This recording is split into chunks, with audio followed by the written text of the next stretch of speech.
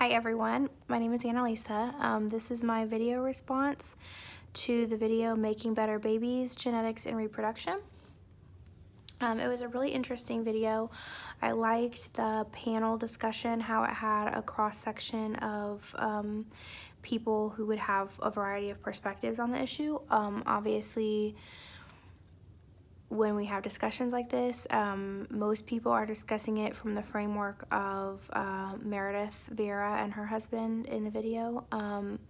Like as a potential parent, how you would be thinking about a hypothetical child with a certain condition. And I liked that the panel had a variety of people who had different experiences. You know, they had clergy, they had people who had disabilities that they're living with. I thought that that was really important for representation and inclusion of those people in the discussion. The first question about the discussion is what ethical principles apply to this discussion. You know, obviously this is a bioethics question, and the principles from bioethics that I felt applied to this discussion would be you know, non-maleficence versus beneficence, and also justice. So with non-maleficence, basically that is first do no harm. And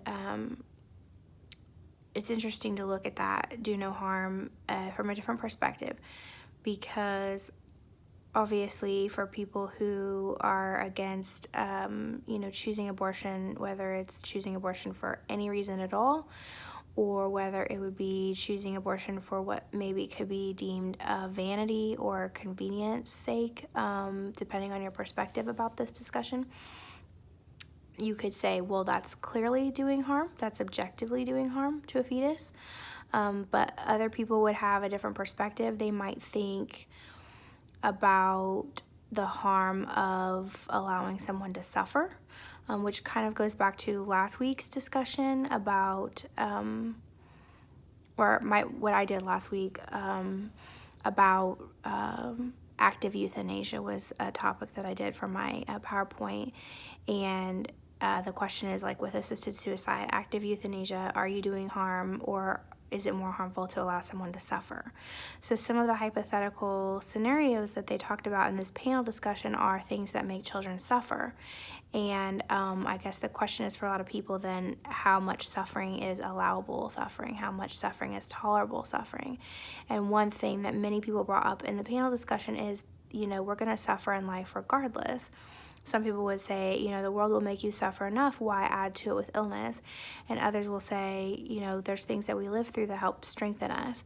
And, you know, who's to decide whether someone doesn't have quality of life or not? Because, you know, that's such a subjective thing.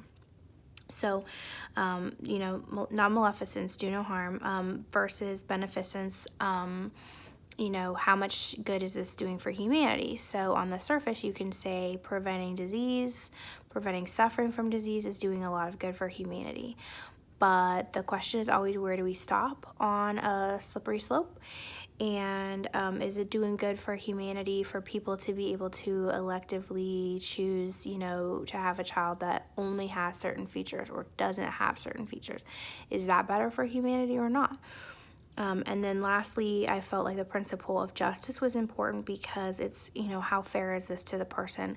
How fair is it? Someone will say, you know, how fair is it to bring a child into the world who is going to suffer and who's going to have disabilities? Is that fair?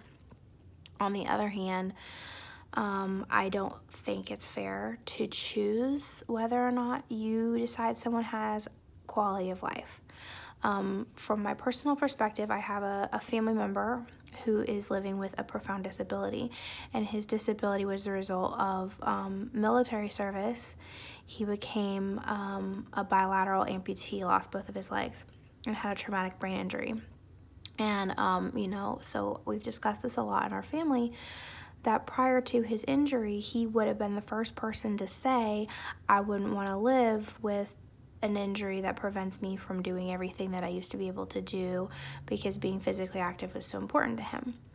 that haven't been said, when people actually have the injury, they realize how much it matters to them to have a life, to be alive, to be grateful to be alive.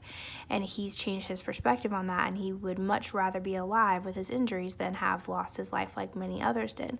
So it's not fair to make that decision for someone else about whether or not they have quality of life, because you don't know until you're in that situation what their perspective is. Your quality of life can change, but it's still, you still have a life that's worth living. So what moral and ethical limits should be placed on genetic testing and interventions? It's a really good question. In the video, they were addressing some really interesting points. There was a quote actually from the video of the gentleman who was the chairperson for the Equal Opportunity Commission, who had dwarfism himself. He said, "Morals may change in such a way that the test tube babies of 10 years ago is now common practice." So that video obviously was, several years old already, and he absolutely was right. The test tube babies, that is common practice now. IVF and things of that nature are very, very common practice. I think we all know some people who've conceived children with IVF. So, the moral compass does change for a lot of people in society in a lot of ways. Something that was considered novel or people had a lot of questions about, once they see it as commonplace, they don't really question it as much anymore.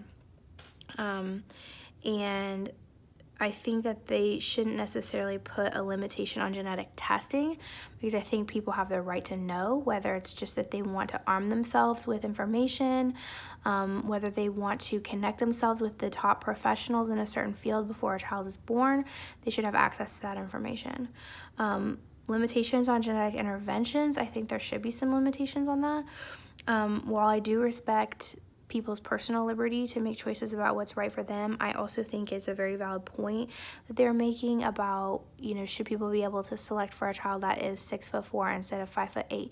When you get to a certain point, there's definitely no objective measure of saying that someone who's shorter has a worse quality of life or that they shouldn't be alive. Or like his example of, oh, well, I have asthma, I don't want to have a child with asthma. I have asthma.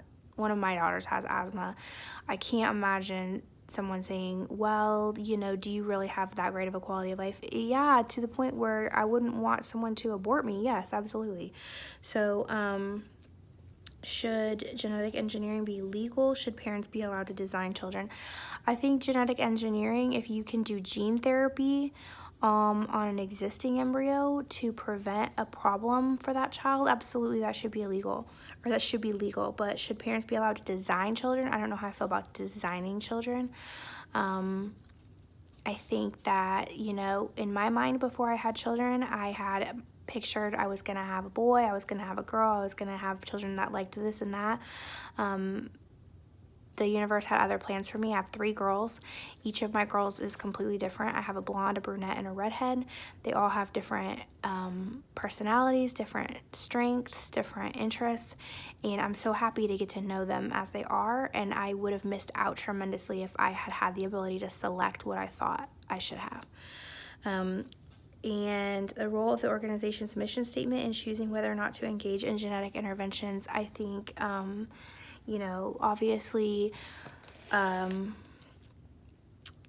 people need to decide how those things align with their values, where they fall on the spectrum of everything that we've talked about. The differences between religious-based institutions and research-based healthcare organizations, I think obviously there are going to be a lot of differences. Just if you look at things like embryonic stem cell research and how the Catholic Church views that, and how some other people view that. They're going to choose whether to engage in something or whether not to engage in something. I think that probably research-based healthcare organizations would have a more liberal policy about genetic engineering as opposed to religious-based organizations that probably are against it. I think that if you can genuinely minimize suffering for someone, absolutely, it's a good thing. But I think if you're trying to decide whether or not to end a life based on the fact that you think that they're going to suffer, I don't know. I think maybe if someone has a terminal condition, a condition that's incompatible with life, like Tay-Sachs syndrome, for example, I can see why people would still elect to end a pregnancy, just because that child is going to die a very slow, painful, horrible death. On the flip side, I don't think that, you know, asthma or even something more serious like blindness or deafness, I don't think that that means someone doesn't have quality of life. And I think that that was an interesting point in the video. Kathleen McAuliffe said, you know, you have to think about whether we're asking, are we preventing suffering, or are we trying to improve the human race? And that gets dangerously close to eugenics and some kind of like Nazi ideas. So I think that's something to be mindful of.